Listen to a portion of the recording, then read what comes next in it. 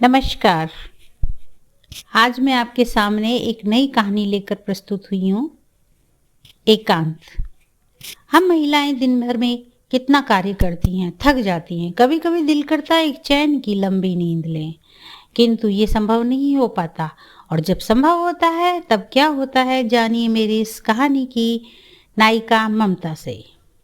तो लीजिए सुनिए एकांत। सुबह के 5 बज चुके थे। अलार्म बजे जा रहा था। वो अभी और सोना चाहती थी, लेकिन क्या करे, मजबूरी है, उठना तो है ही, फिर लेट हो जाऊंगी। ये विचार आते ही उसने फुर्ती से अलार्म बंद किया और एकदम से बिस्तर छोड़ सीधे रसोई घर में गई। वहां अपने लिए चाय रखी, बच्चों के लिए दूध गर्म किया और जल्दी जल्दी नाश्ते की तैयारी में जुट गई। फटाफट बच्चों को उठाया और नहाने चली गई। नहा कर आई तो नहाने के लिए बच्चों को भेजा। तैयार होकर अपना और बच्चों का टिफिन लगाया। इतनी सुबह सुबह वो कहाँ जाने की तैयारी कर रही थी? अरे कहीं नहीं, उसे और बच्चों को 7 बजे तक अपने अपने विद्यालय जो पहुंचना है। कहाँ पढ़ाती हो बेटी? राह में चलती एक महिला ने पूछा। वो जल्दी जल्दी कदम बढ़ा रही थी। बोली, पास में ही, ज्यादा दूर नहीं, पास में ही एक स्कूल है, विद्यालय है, उसमें जाती हूँ। इतनी जल्दी करते करते भी देरी हो ही जाती है। कभी 2-4 मिनट, कभी ऐन मौके पर ही पहुंच पाती हूँ। परसों तो प्रधानाध्यापक ने टोका भी था। ममता जी, थोड़ा जल्दी आया कीजिए। वो मन ही मन बुदबुदाई और तेजी से कदम बढ़ा दिए। ऐसा रोज ही होता था। 2-2:30 बजे के करीब घर लौटती, सारा सामान समेटती, स्वयं वह बच्चे खाना खाते, काम निपटाते निपटाते 4 बज जाते। तब शाम की चाय के साथ बच्चों को पढ़ाती। फिर शाम के खाने की तैयारी, शाम का काम समेटते समेटते 9 बज जाते। तब वो आराम से बैठती, सोचती, क्या जिंदगी है, एक पल को भी आराम नहीं, भागम भाग। इतने पैसे भी नहीं मिलते कि नौकर रख सकूं।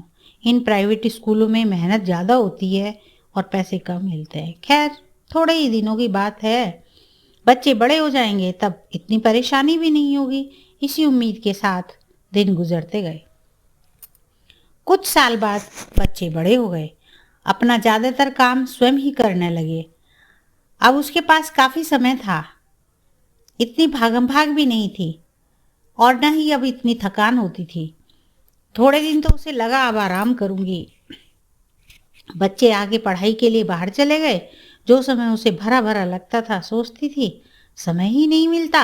अब उसके पास समय ही समय था। अब अपनी नींद पूरी करूंगी और आराम करूंगी। लेकिन जिंदगी की इतनी भाग दौड़ के बाद आराम मिला तो नींद न जाने कहाँ गई। सोचा अपना शौक ही पूरा कर लूं। बचपन में नृत्य तो बहुत अच्छा करती थी, किंतु अब नृत्य नहीं कर पाऊंगी क्योंकि अब शरीर में इतनी ताकत भी नहीं रही। मन ही मन फैसला करके चित्रकला का सामान ले आई। जब छोटी थी तो चित्र भी बहुत अच्छे बनाती थी। चित्र बनाने बैठी पर वो बात नहीं बनी। विचार न जाने कहाँ लुप्त हो गए। वो बचपन का जुनून लुप्त होता नजर आया। जिंदगी भी क्या अजब खेल दिखाती है। जब शौक था तब समय नहीं था, अब समय है तो समय के साथ जुनून और सोच दोनों ही बदल गए। परिस्थितियों में जिम्मेदारियों के कारण अपनी इच्छा पीछे रखती रही कि जब समय मिलेगा तब करूंगी, और अब लगता है क्या करना है ये सब करके। 2 साल बाद बेटे की पढ़ाई पूरी होने के साथ ही वहीं नौकरी लग गई। बेटी भी अपना कार्य ढूंढने लगी। जब दोनों को काम मिल गया, काम लगते ही कहने लगे, मम्मी अब आपको कमाने की आवश्यकता नहीं है, अब आप घर में ही आराम करें। वो तो सुबह सुबह उठकर भागना भी नहीं चाहती थी। उसने अपने पद से मुक्त होने की अर्जी दे दी। अब वो जीवन में को आराम से जीना चाहती थी। पद मुक्ति के बाद आज वो देर से उठना चाहती थी क्योंकि आज उसे कहीं नहीं जाना है। लेकिन आज तो अलार्म भी नहीं बजा, फिर भी आंखें खुल गई। उसी समय खुल गईं। इतने सालों की जो आदत पड़ी हुई है। दोबारा सोने की कोशिश की पर नींद नहीं आई। सुबह उठना सेहत के लिए अच्छा होता है सोचकर वो उठी और अपनी चाय बनाई, इधर उधर टहली। समय देखा अभी 6 ही बजे हैं। तब तो कितनी जल्दी 7 बज जाते थे, समय का पता ही नहीं चलता था। आराम आराम से सारे काम निपटाए। नहाकर आई, समय देखा अभी 10 ही बजे हैं। पता नहीं समय जैसे थम सा गया है। उसकी जिस नींद के लिए परेशान रहती थी, अब वो भी मुंह मोड़ गई। हिमांशु भी क्या, शाम को आएंगे, शाम को क्या रात को ही आएंगे। उनका व्यापार ही ऐसा है, समय काटे नहीं कट रहा। शाम के समय को गुजारने के लिए उसने बच्चों को पढ़ाना आरंभ कर दिया। सुबह के समय सोचा घर की साफ सफाई की जाए, पेंट पुताई ही करवा ले, घर को कुछ नयापन देने की कोशिश की। उसने बच्चों से बातचीत करके घर में काम शुरू करवा दिया। कुछ सुंदर सुंदर चित्र भी लगवाए। अपनी सोच के आधार पर अपने घर को सजाया। जो भी देखता प्रशंसा करता। कुछ माह तो ऐसे ही गुजर गए। समय भी कटा। धीरे धीरे सब अपने अपने कामों में लग गए। कुछ दिनों तक तो दीवारें बोलती नजर आईं। घर में मन भी लगा।